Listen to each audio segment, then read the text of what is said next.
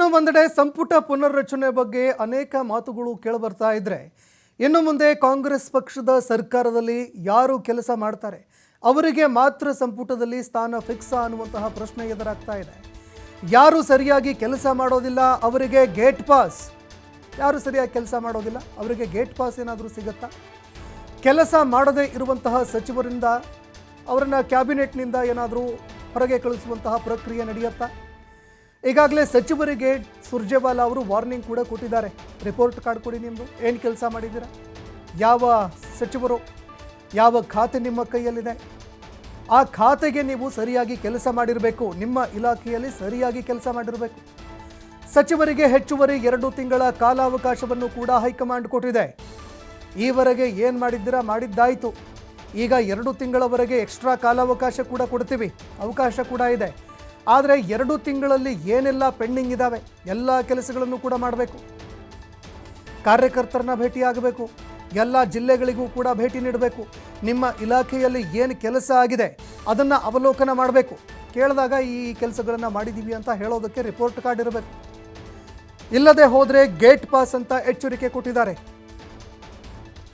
ಇನ್ನು ಕೆಪಿಸಿಸಿ ಅಧ್ಯಕ್ಷ ಡಿ.ಕೆ. ಶಿವಕುಮಾರ್ ಅವರ ಹೇಳಿಕೆ ಹಿಂದಿರುವಂತಹ ಮರ್ಮ ಏನು ಅನ್ನುವಂತಹ ಪ್ರಶ್ನೆ ಕೂಡ ಈಗ ಎದುರಾಗ್ತಾ ಇರುವಂಥದ್ದು. ಆಸಕ್ತಿಯಿಂದ ಕೆಲಸ ಮಾಡುವವರ ವರದಿಯನ್ನು ಕೊಡಬೇಕು. ಯಾರು ನಿಷ್ಠೆಯಿಂದ ಕೆಲಸ ಮಾಡ್ತಾ ಇದ್ದಾರೆ ಅವರು ವರದಿ ಕೊಡಬೇಕು. ಯಾರಿಗೆ ಆಸಕ್ತಿ ಇಲ್ಲ ಅವರನ್ನು ಬಿಡೋದು ಕನ್ಫರ್ಮು. ಇದರ ಬಗ್ಗೆ ಬೆಳಗ್ಗೆ ಚರ್ಚೆಯಾಗಿದೆ ಅಂತ ಡಿ.ಕೆ. ಶಿವಕುಮಾರ್ ಎಚ್ಚರಿಕೆಯ ಮಾತುಗಳನ್ನು ಆಡಿದ್ದಾರೆ. ಹೀಗಾಗಿ ಯಾರು ಕೆಲಸ ಮಾಡೋದಿಲ್ಲ ಅವರಿಗೆ ಗೇಟ್ ಪಾಸ್ ಫಿಕ್ಸ್ ಅನ್ನುವಂತಹ ಪ್ರಶ್ನೆ ಕಾಡ್ತಾ ಇದೆ. ಹೊಸ ಯುವ ಪೀಳಿಗೆನ ತರಬೇಕು ಅನ್ನೋ ದೃಷ್ಟಿಯಿಂದ ಈಗ ನೇಮಕ ಮಾಡಲಿಕ್ಕೆ ನಮಗೆ ಟೈಮ್ ಬೌಂಡ್ 3 months ಒಳಗಡೆ starting from panchayat to parliament level, taluk level, assembly level, district level ಎಲ್ಲ ಕಡೆ ಕೂಡ ಒಂದು ಪ್ರತ್ಯೇಕವಾದಂಥ ಹೊಸ ಸಮಿತಿಯನ್ನು ರಚನೆ ಮಾಡಬೇಕು. ಅದೇ ರೀತಿ ನಮ್ಮ ಆಲ್ ಫ್ರಂಟಲ್ ಆರ್ಗನೈಸೇಷನ್ಸ್ ಮತ್ತು ಡಿಪಾರ್ಟ್ಮೆಂಟಲ್ಲೂ ಕೂಡ ಹೊಸದಾಗಿ ಒಂದು ಸಮಿತಿಗಳನ್ನು ರಚನೆ ಮಾಡಿ ಹೊಸ ಕಾರ್ಯರೂಪಕ್ಕೆ ಕೊಟ್ಟು ಮುಂದಿನ ದಿನಗಳಿಗೆ ಪಕ್ಷ ಬಲವರ್ಧನೆ ಮಾಡಲಿಕ್ಕೆ ಏನು ಹೊಸ ಸಂವಿಧಾನದಲ್ಲಿ ನಮ್ಮ ಪಕ್ಷದ ಸಂವಿಧಾನದಲ್ಲಿ ತೀರ್ಮಾನ ಮಾಡಿದ್ದಾರೆ.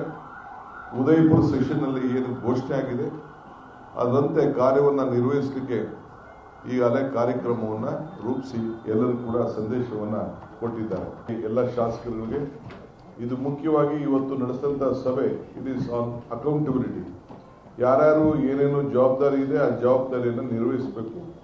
ಯಾರಿಗೆ ಪಾಪ ಶ್ರಮ ಕಷ್ಟ ಇದೆ, ಯಾರಿಗೆ ರೆಸ್ಟ್ ಬೇಕು, ಬೇರೆ ಕೆಲಸಗಳಿದೆ, ಅವರಿಗೆಲ್ಲ ಕೂಡ ನಾವು ಒಬ್ಬ ಅವಕಾಶವನ್ನು ರೆಸ್ಟ್ ತೆಗೆದುಕೊಳ್ಳಲಿಕ್ಕೆ ಬೇರೆ ಕೆಲಸ ಮಾಡಲಿಕ್ಕೆ ಕೂಡ ಅವಕಾಶವನ್ನು ಮಾಡಿಕೊಟ್ಟು ಯಾರು ಆಸಕ್ತಿಯಿಂದ ದುಡಿತಾರೆ ಅಂಥವ್ರಿಗೆ ಅವಕಾಶವನ್ನು ಮಾಡಿಕೊಡ್ಬೇಕು.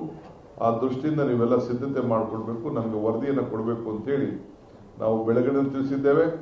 ಈಗ ನಮ್ಮ ಪದಾಧಿಕಾರಿಗಳ ಸಭೆ ಪ್ರತ್ಯೇಕವಾಗಿ ಬೆಳಗ್ಗೆ ಮುಖ್ಯಮಂತ್ರಿಗಳು ಮುಖಂಡತ್ವದಲ್ಲಿ ಆ ಸಭೆ ನಡೀತು, ಎಲ್ಲ ಮಂತ್ರಿಗಳಿದ್ರು. ಇಲ್ಲಿ ಬರೀ ನಮ್ಮ ಪದಾಧಿಕಾರಿಗಳು ಮಾತ್ರ ಇಷ್ಟೊತ್ತು ನಾವು ಕೂತ್ಕೊಂಡು ಚರ್ಚೆ ಮಾಡಿ ಅವರಿಗೆ ಮಾರ್ಗದರ್ಶನವನ್ನು ನಾವು ಕೊಟ್ಟಿದ್ದೇವೆ. ಇನ್ನು ಡಿ.ಸಿ.ಎಂ ಡಿ.ಕೆ. ಶಿವಕುಮಾರ್ ಅವರ ಮಾತುಗಳನ್ನು ಕೇಳಿಸ್ಕೊಳ್ತಾ ಇದ್ರಿ. ಒಂದೆಡೆ ಸುರ್ಜೇವಾಲಾ ಅವರು ಕೂಡ ಈ ವಿಚಾರಕ್ಕೆ ಸಂಬಂಧಪಟ್ಟಂತೆ ಎಚ್ಚರಿಕೆ ಕೊಟ್ಟಿದ್ದಾರೆ ಅನ್ನೋ ಮಾತುಗಳು ಕೇಳಿಬರ್ತಾ ಇದೆ.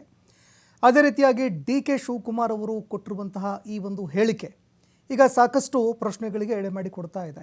ಯಾವ ಸಚಿವರು ಸರಿಯಾಗಿ ಕೆಲಸ ಮಾಡೋದಿಲ್ಲ, ಯಾರು ತಮ್ಮ ಇಲಾಖೆಯಲ್ಲಿ ಅಭಿವೃದ್ಧಿ ಕೆಲಸಗಳನ್ನು ಮಾಡೋದಿಲ್ಲ ಅವರಿಗೆ ಗೇಟ್ ಪಾಸ್ ಕೊಡಲಾಗುತ್ತಾ ಅನ್ನುವಂತಹ ಪ್ರಶ್ನೆ ಕಾಡ್ತಾ ಇದೆ. ಇನ್ನು ಇದರ ಜೊತೆಗೆ 2 ತಿಂಗಳು ಹೆಚ್ಚುವರಿಯಾಗಿ ಕಾಲಾವಕಾಶ ಕೂಡ ಕೊಡಲಾಗಿದೆ ಅಂತೆ. ಯಾರ್ಯಾರು ತಮ್ಮ ಇಲಾಖೆಯಲ್ಲಿ ಸರಿಯಾಗಿ ಕೆಲಸ ಮಾಡಿಲ್ಲ ಅವರಿಗೆ 2 ತಿಂಗಳವರೆಗೆ ಕಾಲಾವಕಾಶ ಇದೆ. ಒಂದೋ ಸರಿಯಾಗಿ ಕೆಲಸ ಮಾಡಿ ರಿಪೋರ್ಟ್ ಕಾರ್ಡ್ ಕೊಡಿ, ಇಲ್ಲದೆ ಹೋದರೆ ಹೊರಗಡೆ ತೆರಳೋದಕ್ಕೆ ಸಿದ್ಧರಾಗಿ ಅಂತ ಎಚ್ಚರಿಕೆ ಏನಾದರೂ ರವಾನೆ ಮಾಡಿದ್ರ ಅನ್ನುವಂತಹ ಪ್ರಶ್ನೆ ಎದುರಾಗ್ತಾ ಇದೆ.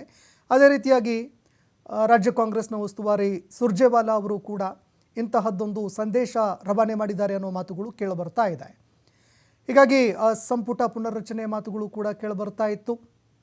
ಅದರ ಸಂಪುಟ ಪುನರ್ರಚನೆಯ ಒಂದು ವಿಚಾರ ಕಾಂಗ್ರೆಸ್ನಲ್ಲಿ ನಡೀತಾ ಇರಬಹುದು ಅನ್ನುವಂತಹ ಮಾತುಗಳು ಕೂಡ ಈಗ ಸ್ಪಷ್ಟವಾಗ್ತಾ ಇದೆ.